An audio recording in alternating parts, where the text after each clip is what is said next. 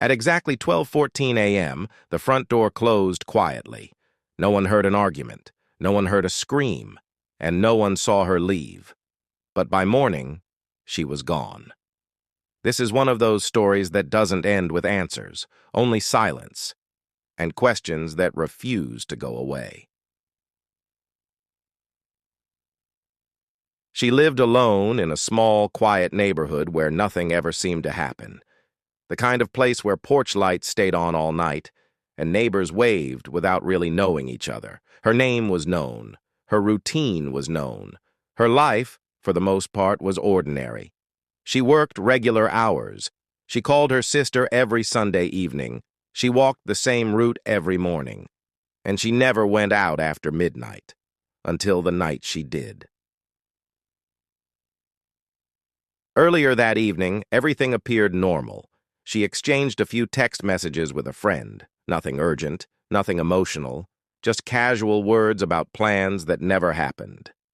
At 11:47 p.m., she sent her final message.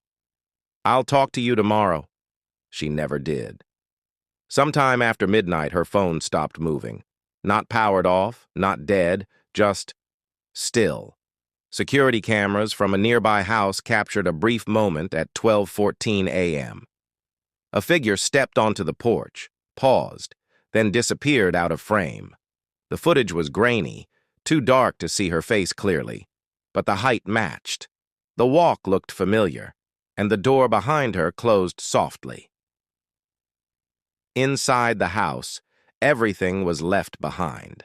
Her purse was still on the kitchen counter, her wallet untouched, her keys hanging where they always were.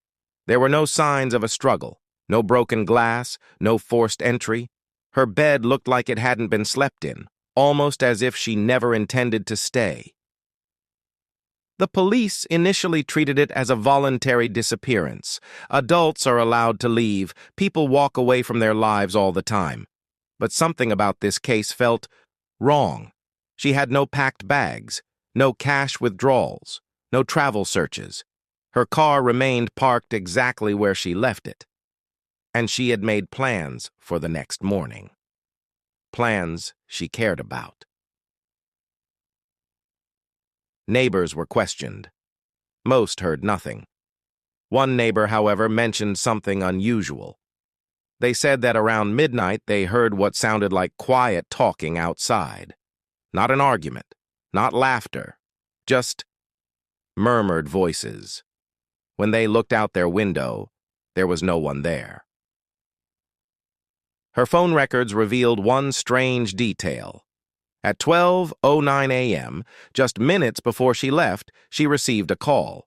The call lasted 47 seconds. There was no recording of what was said. But the number didn't belong to anyone in her contacts. When police traced it, they found it was a disconnected line. No owner, no history, just silence. Friends insisted she wouldn't leave without telling someone.